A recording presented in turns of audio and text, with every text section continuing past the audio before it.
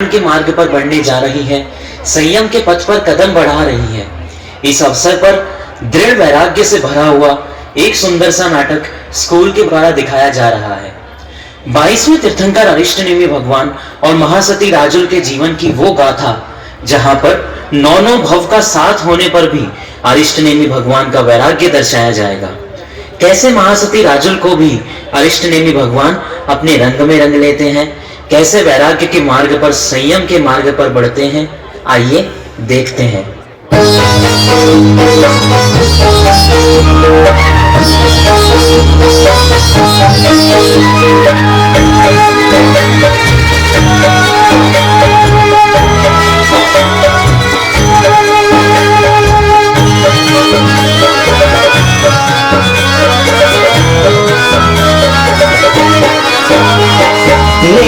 नाथ राजुल की शादी, नाथ राजुल की शादी का इतिहास सुनाता हूँ। कैसे जगा वैराग्य तुम्हें ये पावन कथा में गाता हूँ। नाथ राजुल की शादी।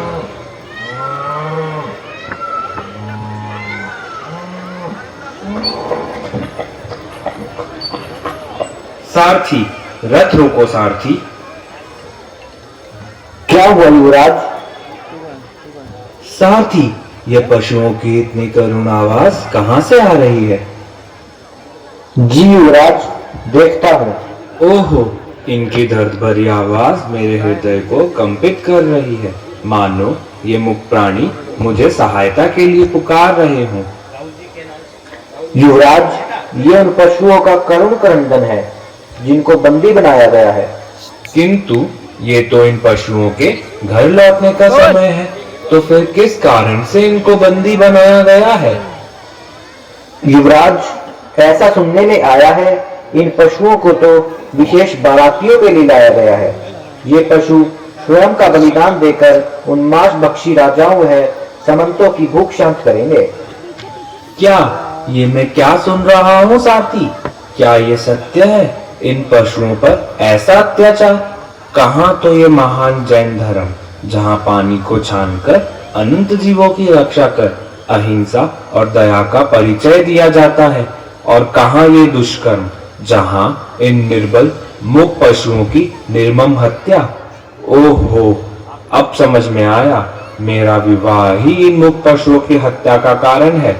इनकी हत्या का उत्तरदायी कहीं ना कहीं मैं ही हूँ। सच में आज मेरी चेतना जोर जोर से रो रही है। मेरी आत्मा का एक एक प्रदेश पश्चाताप की अग्नि में जल रहा है। सच में ये विवाह एक बंधन ही नहीं, भव भव का बंधन है। ये मंगल बेला नहीं, भववर्धक बेला है। सारथी, सोचो तो, इन मुक्त पशुओं की हत्या से होकर गुजरने वाला ये हिंसा का मार्ग क्या मेरे लिए सुखदायी हो सकता है? नहीं, कभी नहीं। कैसे कैसे मेरा हृदय इतना कठोर हो सकता है? धिक्कार है इस वैभव को। धिक्कार है मुझ अधम को जो जीव हिंसा का निमित्त बनने जा रहा था। नहीं, क्या हुआ पुत्र? रथ क्यों रुकवाया? इस मंगल वेला पर ऐसा अमंगल क्यों पुत्र? आंखों में ये आंसू क्यों नेली? बोलो पुत्र, कुछ तो बोलो। माता, मैं ये विवाह नहीं करूंगा। मुझे दुख और पतन का मार्ग नहीं, मुझे तो शांति और मोक्ष मार्ग चाहिए। इतनी शीघ्रता से निर्णय मत लो पुत्र, जरा सोचो, विचार करो। जूनागढ़ के महल में द्वार तक आकर लौटना उचित नहीं। सभी संबंधी, राजा, सामंत क्या सोचेंगे? ये मैं क्या सुन रहा हूँ अनुज? अचानक क्या हुआ? तोरण द्वार से वापस मुड़ने का निर्णय? ये क्या कर रहे हो अनुज? अपना नहीं तो अपने माता पिता के बारे में तो सोचो। और राजुल का क्या होगा? मेरे भाई, अपना निर्णय बदल लो। अनुज, अपना निर्णय बदल लो। नहीं भ्राता कृष्ण, अब मुझे मत रोकिए। शायद प्रकृति ने ही मेरे सामने ये निमित्त प्रकट किया है कि मैं चेत जाऊं और अपना कल्याण करूं। और वैसे भी ये संसार स्वार्थी है, कितना दुखमय है ये संसार। माँ, आज मुझे जाने दो, भव भव के बंधन तोड़ने दो मुझे। माता, जरा ध्यान लगाकर सुनो, उन पशुओं की करुण पुकार सुनो। नहीं चाहिए राग रंग, नहीं चाहिए विवाह मुझे, व्याकुत करती है उन मुख पशुओं की आह मुझे। आज से, अभी से ही मैं उस अविचल सुखों को खोजूंगा। सर्दी गर्मी या हो बारिश, निज स्वरूप को लखूंगा। आप सब मुझे जाने की आज्ञा दे। सारथी, रथ को मोड़ लो, गढ़ गिरनार की तरफ चलो। इस मोह माया की नगरी से दूर गिरनार की ओर चलो सारथी। मैं चला वैरागियों के पथ पर, मैं चला निज स्वरूप की ओर। जन जन को अजरज आयो, नेमी ने रथ मुड़वायो। जन जन को अजरज आयो, नेमी ने रथ मुड़वायो। नेमी कुंवर के परिणामों में, नेमी कुंवर के परिणामों में, उपशम रस उमड़ायो उमड़ायो। जन जन को अचरज आयो, नेमी ने रथ मुड़वायो।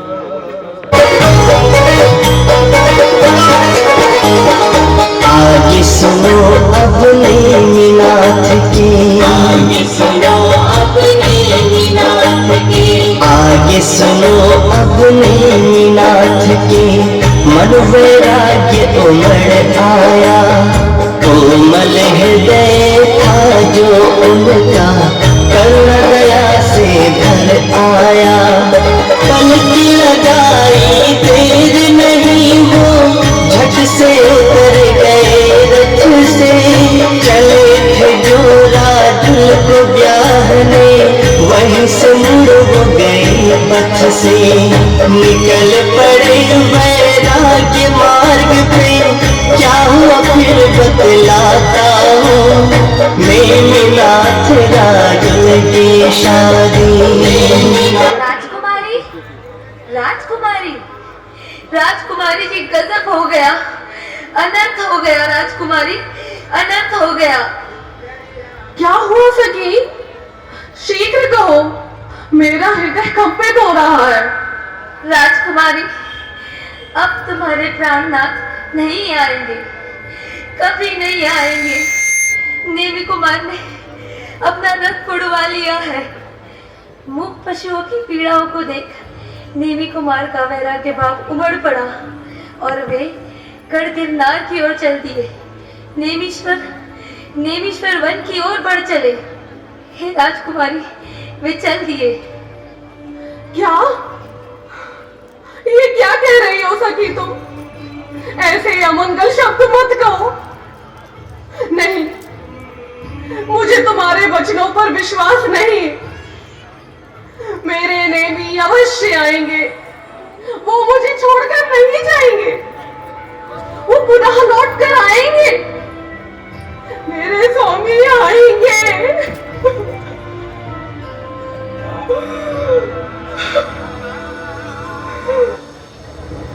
तुम्हें इस बात को स्वीकार करना ही होगा, अपने मन को समझाना ही होगा। राजकुमारी, अब नेमीश्वर कभी लौट कर नहीं आने वाले।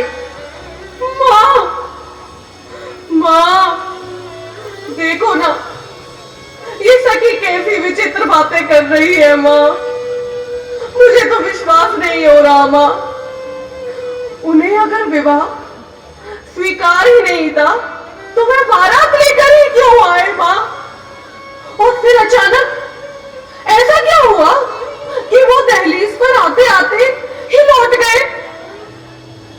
इसका उत्तर तो उन्हें देना ही होगा। माँ, इसका उत्तर तो उन्हें देना ही होगा। मेरे साथ ही ऐसा क्यों? माँ, मेरे साथ ही ऐसा क्यों? राजुल बेटी, संभालो स्वयं को। पुत्री, मेरी फूल सी कोमल लाडो, ये कैसी विद्या आन पड़ी। बचपन में एक कांटा भी चुभ जाता था तो हमारा हृदय व्याकुलित हो उठता था, परंतु आज ही क्या हो गया? पुत्री, धैर्य रखो, कर्मों की विचित्रता को समझो बेटी। परंतु कैसे माँ? कैसे नियति? भारतीय नारी एक बार जिसे अपना वर मान लेती है, उनसे जन्मों जन्मों का संबंध हो जाता है।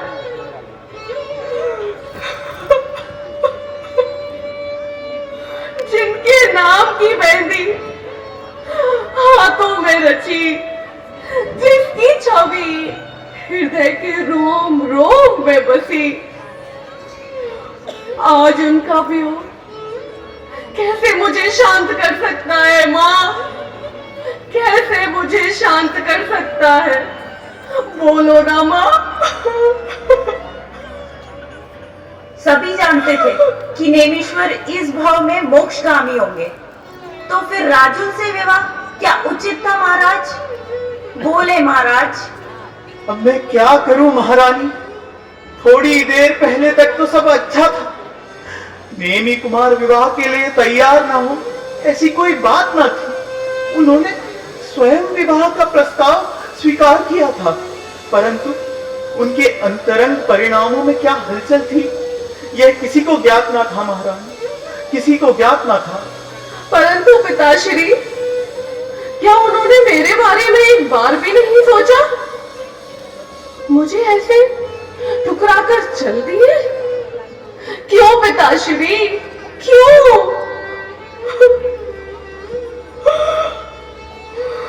पुत्री, इतनी व्याकुल मत हो राजू, मैं तुझे दुखी नहीं देख सकता। और वैरागी होना तो अच्छा ही है, आनंद का उत्सव है, परंतु आज नेमीश्वर का वैराग्य हमारे लिए दुखदाई हो गया।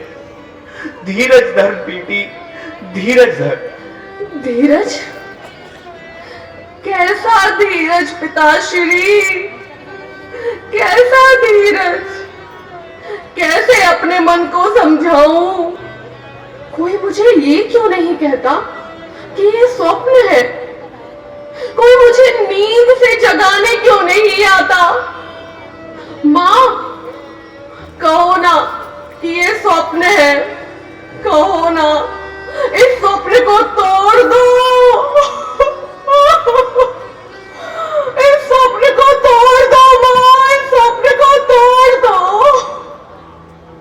ये वियोग मुझसे नहीं सहा जा रहा, ये वियोग मुझसे नहीं सहा जा रहा माँ, नहीं सहा जा रहा। नहीं माँ, ऐसा नहीं हो सकता।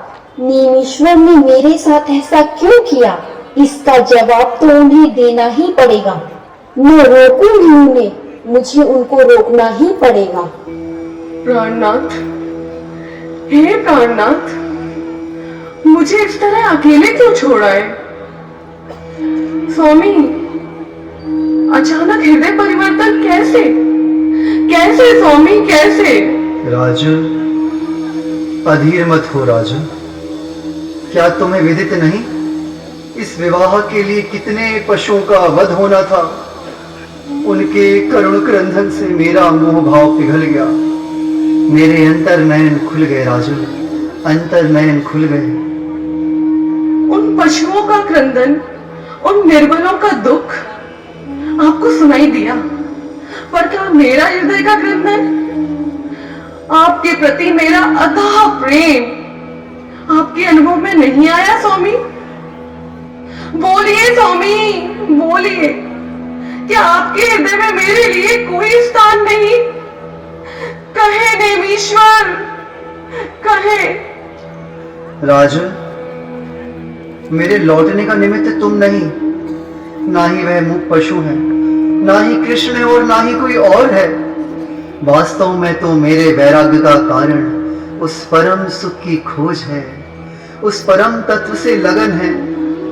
संसार में दुख है इसके कारण नहीं, बल्कि सच्ची शांति व आनंद इस मोक्ष मार्ग में है। जिन दर्शन से निज दर्शन में है देवी, निज दर्शन में है। मैं आपके बिना कैसे जी पाऊंगी? मैंने आपको अपना पति स्वीकार कर लिया है स्वामी। भवों भवों का साथ क्या एक पल में टूट सकता है?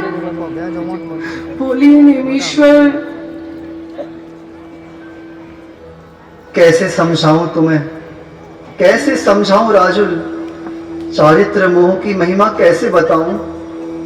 जब मैं बारात लेकर आया तब रागी था, अनुरागी था, किंतु क्षण भर में पलटी निज परिणति, तब परम शांत वैरागी था।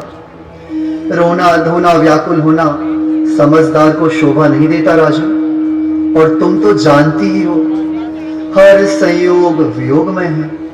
सत्य तो यह है कि मुझ आत्मा में जब किसी का संयोग ही नहीं तो वियोग कैसा? तो फिर वियोग का दुख किसे राजू? बोलो राजू। परंतु स्वामी, स्वयं के स्वार्थ के लिए दूसरे को कष्ट देना क्या ये कायरता नहीं है? बोलिए। कैसी कायरता? ये कायरता नहीं राजू, यह तो संसार शरीर भोगों से विरक्ति का पुरुषार्थ है। क्या रागी से वैरागी होना अपराध है? विचारो राजुल, विचारो। जागो राजुल, जागो। अंतर चक्षु खोलो, भीतर में देखो। नेमी से राग के कारण नहीं, निज कल्याण हेतु आगे बढ़ो। भाव भाव का अभाव करो देवी, अनादि मोह को तोड़ो, स्वस्वरूप का बोध करो राजू। राग से वैराग्य की ओर चलो, राग से वैराग्य की ओर चलो राजुल, राग से वैराग्य की ओर चलो। यदि ऐसा ही है तो मैं भी दीक्षा धारण करूंगी। मैं भी उनके पद चिन्हों पर चलकर उनकी पथानुगामी बनूंगी। मैं आ रही हूँ स्वामी, मैं आ रही हूँ। महलों का सुख छोड़कर जिन बरों के मार्ग पर बढ़ चले मुनिराज, महलों का सुख छोड़कर जिन बरों के मार्ग पर बढ़ चले मुनिराज। आपने देखा अरिष्टनेमी भगवान किस तरह मोक्ष मार्ग पर बढ़ चले।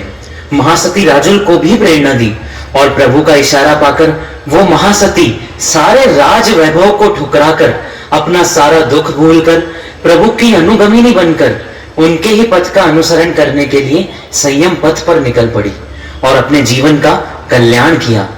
आज हमारी वैरागन बहन नेहा जी जैन भी गुरु और गुरुनी के एक इशारे को समझकर सारे संसार के वैभव को त्याग कर इस राजसी श्रृंगार को उतारकर इस संयम के महान राजमार्ग पर कदम बढ़ा रही है। प्रभु के पद चिन्हों पर चलने को तैयार हो गई है, जिन शासन में समर्पित होने जा रही है। हम प्रभु से प्रार्थना करते हैं कि नेहा बहन महासती राजुल की तरह ही शीघ्र अति शीघ्र सर्व कर्मों का नाश कर मोक्षगामी हो। सभी को सादर जय जिनेंद्र। आज इस पावन दिवस पर जय जिनेंद्र आप सभी को। ये जो अभी सुंदर सा नाटक आप सभी के सामने दिखाया गया था, ये श्री नाकोड़ा भैरव सेकेंडरी स्कूल बड़ी सादड़ी के सभी स्टाफ ने मिलकर हमारी नेहा बहन जो मोक्ष मार्ग की ओर आगे बढ़ रही है, उनकी एक अनुमोदना में एक छोटा सा नाटक हमारे द्वारा दिखाया गया, जिसमें आप सभी ने देखा कि कैसे नेमिनाथ भी दीक्षा की ओर अग्रसर हुए और कैसे राजुल ने भी उनके पद चिन्हों पर चलकर उनकी पदानुगामी बनी। तो हम सभी दीक्षा तो नहीं ले सकते, पर जो दीक्षा ले रहे हैं उनकी अनुमोदना जरूर कर सकते हैं। जय जिनेंद्र।